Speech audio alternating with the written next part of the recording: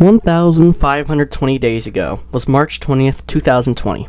On that day, I woke up like any normal day in 2020. I woke up, went to my laptop, did some schoolwork, then called it a day after like 9 a.m., went back to bed, woke up at like 12 p.m. for real, and just proceeded as my normal day would. However, some of the more interesting things began happening that evening as we picked up our first batch of chickens. That would prove extremely important in my life, and in this video I'm going to be showing you some of the information I've gained, and we're going to do a quick little timeline video, so sit back, relax, grab your popcorn, and enjoy.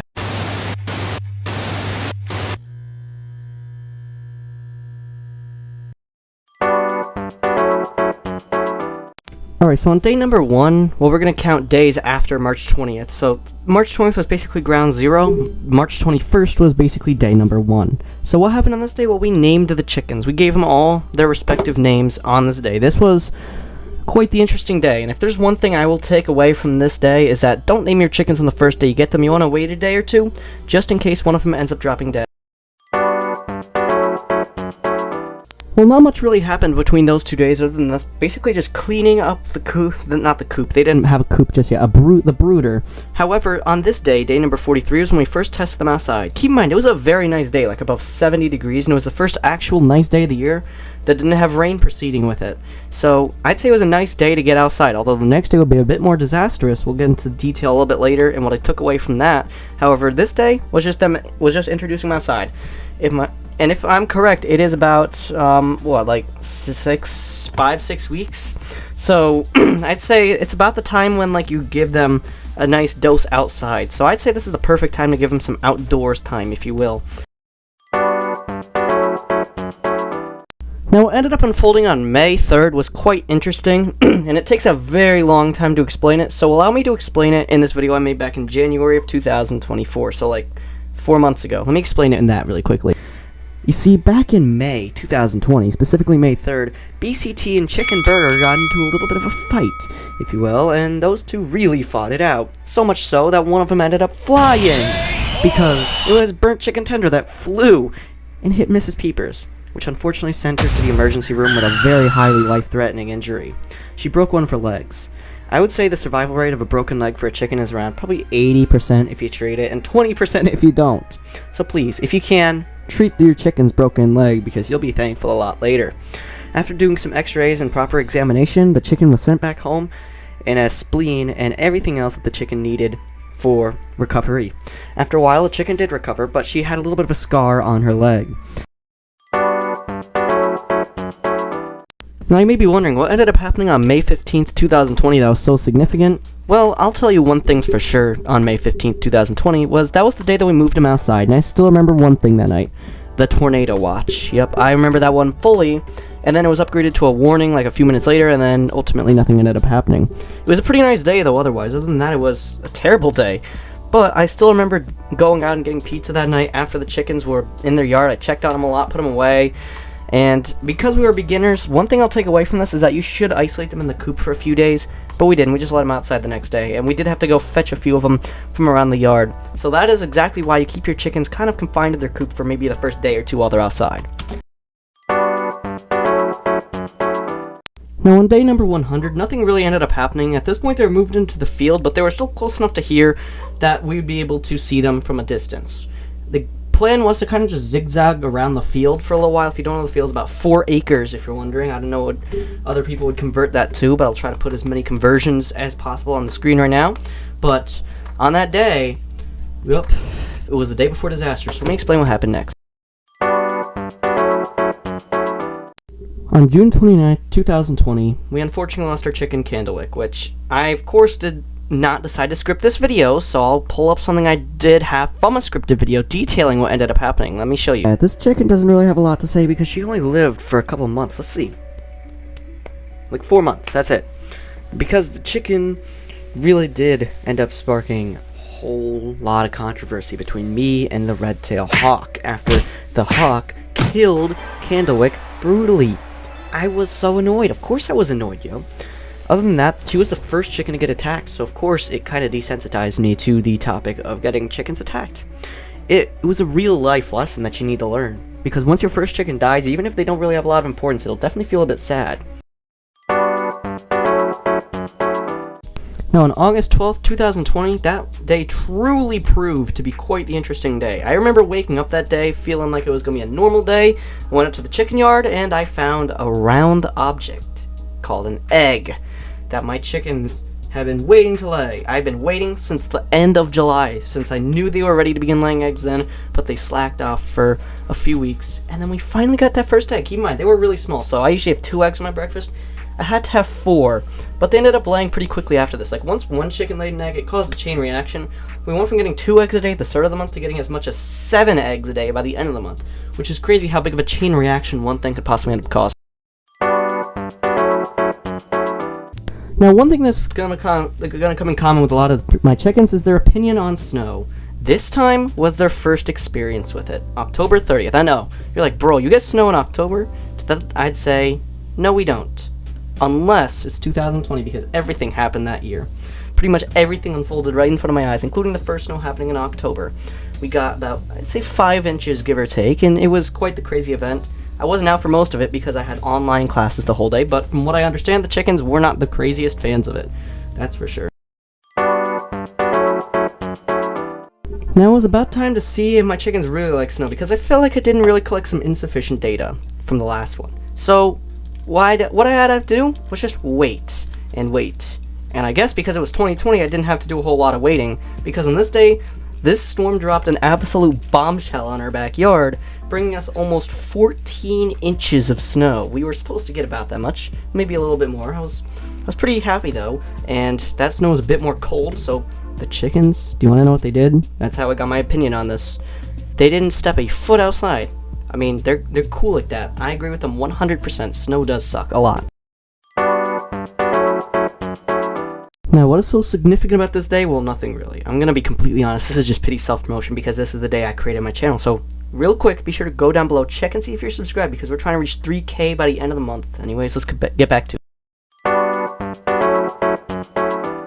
Now, this was their first birthday celebration, and it was quite the interesting first birthday celebration to put it slightly. That video sucked. I remember making that video. It was terrible. It was horrendous. Downright atrocious. It was genuinely the worst thing that has ever happened to this world. I am not joking. I'm so glad I privated and deleted that video later on. It was terrible. But, hey, just want to wish the chickens a happy late birthday. It was their first birthday. And they made it through the year, except for Candlewick, as you probably know. So I paid respect to Candlewick in a... I don't know whatever happened to that video. I just never got around to uploading it, but I think I still have it. I don't think I'll be uploading it anytime soon, though, unfortunately, because my voice was very unbearable. Now, you might be wondering, what's so significant about this random day in September? Well, what if I were to tell you that this day had a pretty significant thing? And it wasn't because I uploaded my second most successful video on that day, but it was what I uploaded that second most successful video. What was it about? Well, it was about my chickens molting. I'd never gone through such a molt before because my chickens were losing feathers. Literally every single one of those chickens, including my rooster Falcon, was losing his feathers. Good days those were, when he wasn't an absolute doofus. Nowadays he is. I feel like he lost all of his IQ points over the course of the last 3 years, which, I mean, I wouldn't be surprised, but hey, this was the day I learned that, yes, chickens have some sufficient molts because they were 1.5 years old. I remember making a video a few days later talking about how I'm retiring the chickens because they're now 1.5 years old, and then I proceeded to not retire them until, like, this year. May 29th was quite the sufficient date of the year, if I don't say so myself, and it was quite unfortunate, as you can probably tell by the tone of my voice right now. This is something that still pisses me off to this day, because of how easily preventable it was. But unfortunately, we lost one of my favorite chickens, Sprinkles, on this day. It was quite the unsettling event, if I don't say so myself, because, well, back in March, she came down with a case of bumblefoot, which has a survival rate of about 90%, so she should have survived, but unfortunately, kind of like cancer, it spread to another area of her body, which was completely unpreventable. Although it wasn't cancer, I'll say. And I'm super glad that it wasn't cancer, because if it was, then we'd have to put the chicken down way earlier than that. But, unfortunately on this day, we had to put her down. She probably would have lived I'm pretty sure she probably would live for like another 4 weeks, 6 weeks, if we didn't put her down, but, you know, that's how it is around here, unfortunately, because that's what you have to do when a chicken gets that severe of a case. Now, on a happier note, well, this was a pretty decent day. December 15th, 2022 was, I'm pretty sure it was a Friday, right? Let me check. That was a Thursday, and I still remember that day. It was super exciting, and I didn't even know it was their 1000th day alive, and if I did, I would have easily made a video, but I do this thing in December called 12 Days of the Chicken, where I upload only on the 2nd, 4th, 6th, 8th, 10th, you get it. But I was preparing for Winter Storm, because they said we would get anywhere, like, on our side, it was supposed to get like 2 to 5, but my weather service was saying we were going to get like 10 inches. I was super hyped, I was excited, but do you want to know how much we got? I have an actual picture of it. It was not even 2 inches. I was so disappointed, bro. But hey, the chickens don't care. It was mostly rain. It was disaster. And we ended up going to school that day, so that was crazy. Now, we're probably going to spend a long time on 2023, but here's the scoop on to what happened on this day. And it was quite unfortunate. It was Easter, if you guys remember, 2023. It was around where Easter usually falls. Around April 10th is where I'd say most of them fall. And it was quite unfortunate day. It started out good, and then I came home, my chicken burger passed away because she was dragged away by a fox, based on the amount of drag lines there were, because, keep in mind, chicken burger was like a good solid 5 or 6 pounds, so, like, a bobcat wouldn't have any issue dragging that away, but the fox would, because the fox doesn't weigh too much more than that. Unfortunately, it was completely out of our control, because if it happened while we were home, that could have easily been prevented, and it was something, if I were to go back in time right now, could prevent right now. Because that thing would have never came over, and I would have had previous notice as to when this happened. Fortunately, this wouldn't happen for... Yeah, it happened pretty much quickly after this, unfortunately. And on this day was another unfortunate loss. This time it taught me more about hawk attacks. This was Lovey, and if you don't know, this was a really, really big loss. Like, sure, I could probably recover from chicken burger in a day or two. And with Candlewick, I was able to recover in like 50 minutes. Went back to doing my stuff. But with this chicken, because it was my chicken Lovey, who was really a viral chicken, keep in mind, I have many test accounts, so kind of like burner accounts, kind of see how videos do, to test and see if they perform better on other accounts, to see if there's any bias or something like that. And overall, I did all the math, around 88,000 views, so this was quite the famous chicken. I'm pretty sure you might have even seen this chicken before if you know me. This chicken was a chicken I always tell the tale of, because unfortunately she was one of the greatest chickens ever, and unfortunately her demise was met on this day of June 10th, 2023, and it was something I, of course, could have prevented even more than chicken burger, because that happened at 7 in the morning, and I had the full power to wake up. I remember my dog was sticking her snout out at the chicken yard. I was like, okay, whatever, shut up, because my dog was barking and all that, but it was something I could just rush out of bed, went over there, and probably stopped. Now this right here is a day I will always remember, and I'll probably make a 1-year anniversary video this year, because it was such an important event. I woke up that morning, I'll tell this as quickly as possible, try to make it under a minute for your information, and tell you what I learned from this event. And the first thing I know is I wake up at 8 a.m. telling Elle the chickens are missing, and like, guess what? We lost 3 chickens and our last duck in a pet flock. Later that day, Gray Cloud went missing, we went to lunch, we came back, and pretty much the entire farm flock, 12 out of the 18 were gone.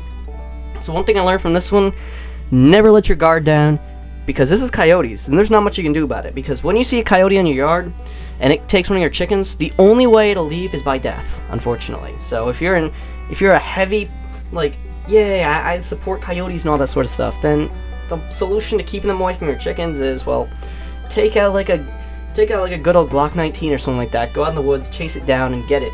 And you'll have some coyote for later. I don't know. That's all you can do to keep them out of your yard, because they'll keep coming back and back, time and time again. And that takes us to today. I've learned a whole lot about chickens over the course of the last 4 years. It is genuinely insane. Like, I've genuinely learned more about chickens than I have learned in all my years in school. Like, it is genuinely that crazy. In just 4 years, I've picked up all this information. Be sure to click that like and subscribe for more chicken videos. And I hope you enjoyed these video essays, man. These take forever to make, so a like and subscribe would be greatly appreciated, yo. This video took forever.